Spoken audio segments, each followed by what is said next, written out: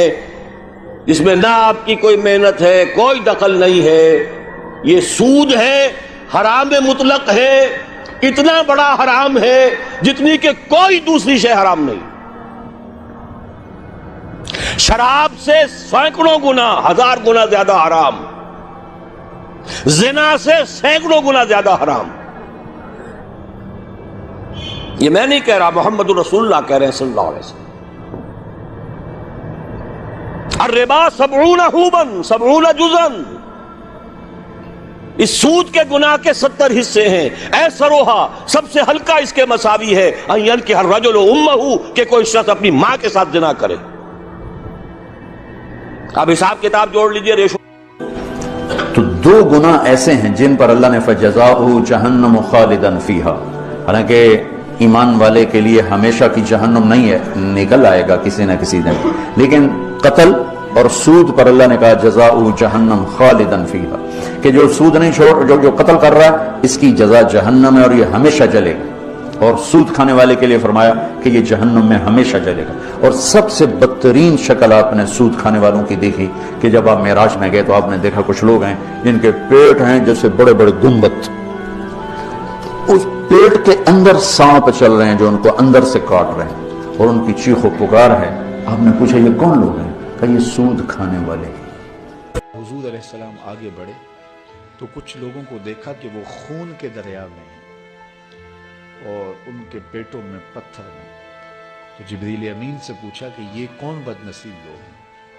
تو عرض کرنے لگے یا رسول اللہ صلی اللہ علیہ وسلم، یہ وہ بدبخت ہیں جو سود کھاتے تھے۔ سود لینا، سود دینا، سود کی رقم پہ گواہ بننا، وزر میں، گناہ میں سب برابر ہے۔ اور اللہ تعالیٰ جل شانہ نے اتنی سختی کے ساتھ ہمیں سود سے منع کیا ہے۔ قرآن مجید اٹھا کے دیکھیے، کسی شخص سے اللہ نے اعلان جنگ نہیں کیا، سود خور سے اعلان جنگ کیا۔ اللہ اکبر۔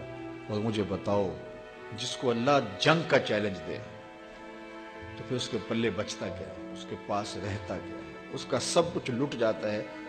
جسے اللہ کہے کہ تیرے ساتھ میرا اعلان جنگ ہے، تیری میری جنگ ہے، تو پھر کیا کوئی مقابلہ کرنے کی سکت رکھتا ہے؟ تو سود خور چین گوا بیٹھتا ہے، قرار لٹ جاتا ہے، باطن اجڑ جاتا ہے۔ وہ سمجھتا ہے کہ اس سے میرا کاروبار آگے نکل جائے گا، لیکن اس کا انجام رسوائی ہے۔ کیونکہ اللہ جل شانہ جب کسی کو اعلان جنگ دے رہا ہے تو پھر اس کا نتیجہ شکست کی صورت میں اسے دیکھنا پڑے گا، کیونکہ اللہ کا مقابلہ کرنے کی کسی میں ہمت اور سکت نہیں ہے۔ میرے نبی پاک نے فرمایا سود لینے والا، سود دینے والا، سود کا کاروبار کرنے والا، سود کی دستاویزات لکھنے والا، اس پہ گواہ بننے والا، سودی آدمی کو گھر میں پناہ دینے والا، جس کو پتا چلے یہ سودی ہے پھر بھی غصہ نہ کرنے والا، سودی کے ساتھ تعلق بنانے والا، سودی کے ساتھ راضی ہونے والا۔ فرمایا جتنے لوگ بھی ہیں ان سب پر خدا کی بھی لعنت ہے، فرشتوں کی بھی لعنت ہے، اور محمد مصطفیٰ کی بھی لعنت ہے۔ زیادہ انشاءاللہ عزیز کو بہتر رہے گا۔ السلام علیکم۔ سود لینا حرام ہے، لیکن دینا اور اس کے تعلق سے جو بھی یعنی اس کے کام میں جو ایسے آرگنائزیشن میں کام کرنا یا پھر ہاؤس بلڈنگ جو لون ہوتا ہے گورنمنٹ سرونٹ کے لیے، تو اس کے لیے کیسا ہے وہ؟ دیکھیے بھائی نے کہا سود کا دینا تو حرام ہے، لینے کا کیا معاملہ؟ تو دیکھیے سود کا لینا اور دینا اور اس کا لکھنا، اس میں گواہی دینا، یہ تمام چیزیں حرام ہیں اندر کی۔ اور آپ سن کی ایک حدیث میں فرمایا سود کا لینے والا اور دینے والا اور اس پہ گواہ بننا چاروں بھی گناہ میں برابر ہے۔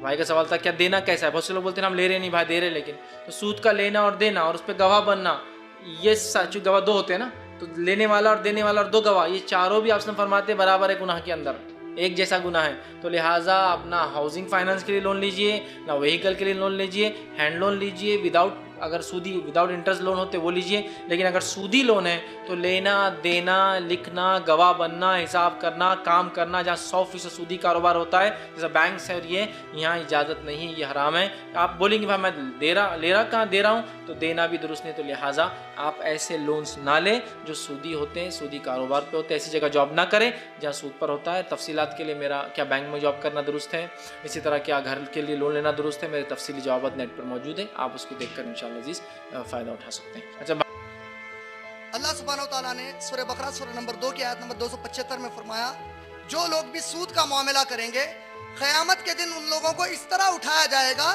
جس طرح شیطان نے انہیں چھو کر پاگل کر دیا. نبی اکرم صلی اللہ علیہ وسلم نے فرمایا 10 قسم کے لوگ سود کے معاملے میں برابر کے گنہگار ہیں. سود دینے والا, سود لینے والا, سود کے معاملے پر گاڑی فراہم کرنے والا, قلم دینے والا, گواہی دینے والا, سود کی جگہ بتانے والا. 10 قسم کے لوگ. اس میں سے جو سب سے چھوٹا ہے, آپ جانتے ہیں 10واں کون ہے؟ مان لیجئے کہ میں اور ہمارے فہیم بھائی کسی ہوٹل میں چائے نوشی کر رہے ہیں, پیچھے 2 غیر مسلمان بیٹھ کر سود کا معاملہ کر رہے ہیں, ہمارے کان پر اس کی آواز آئی, اٹھ کر اگر ہم نے ان کو نہیں کہا کہ سود حرام ہے اور ان کا معاملہ ہو گیا, اس جرم میں ہم برابر شامل ہو گئے. 10واں کون کر رہے پارٹی؟ پورے نوجوان مل کے کر رہے. میں بولا تو 6 مہینے سے کام کچھ نہیں جا رہا, تیرے کنے پیسے کہاں سے آئے؟ Point to be noted. ہنس کے سنو, رو کے سنو, لوٹ کے سنو, قسم خدا کی بات تو پکی ہے. تو 6 مہینے سے کام کو نہیں جا رہا, تیرے پاس پیسے آئے کہاں سے؟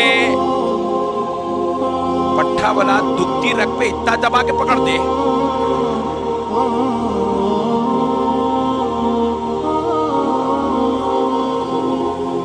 آگے پیچھے اوپر نیچے ہو کے بولا رمیش کن سے لیا مولانا. بولا کون رہے رمیش؟ وہ بولے وہ انٹرسٹ پہ دیتا دیکھو مولانا.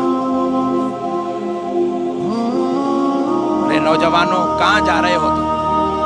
سود پہ پیسے لے کے افطار پارٹی کرتے ہو,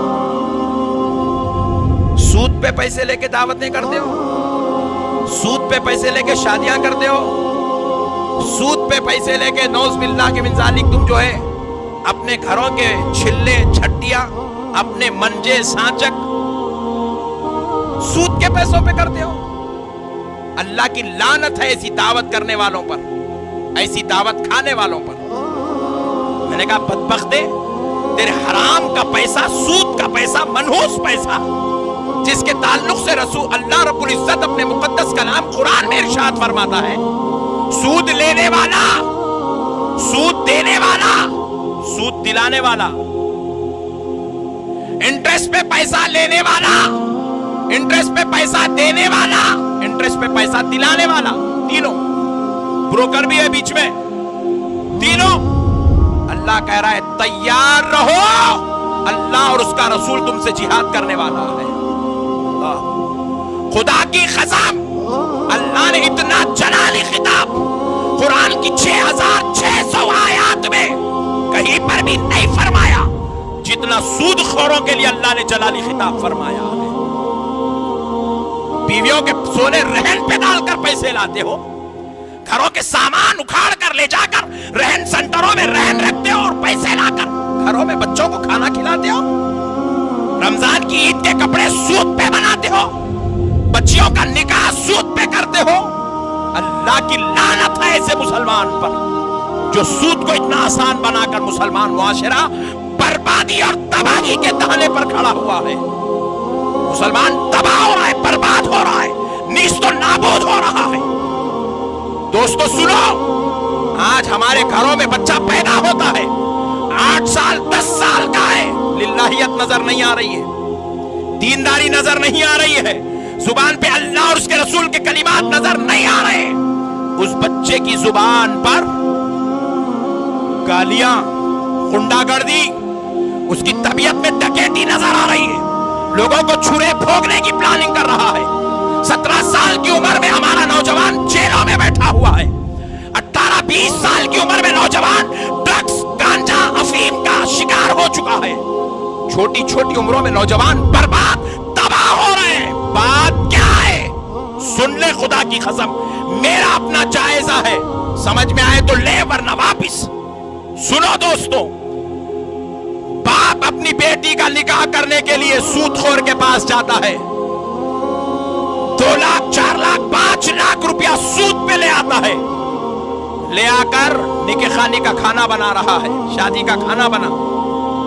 सूद के पैसों का खाना बना, दुल्हन भी खा रही है, दूल्हा भी खा रहा है।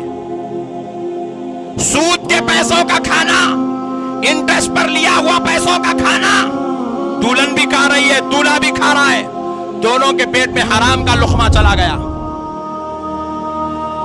अब जाकर दूल्हा दुल्हन सोहबत करे, हमल कायम हुआ, 9 महीने बाद बेटा पैदा हुआ। क्या है सोहबत में? जो पेट में खाना था वही मादे मनविया बना और मां दुल्हन के पेट में मुंतकिल हुआ, बेटा पैदा हुआ।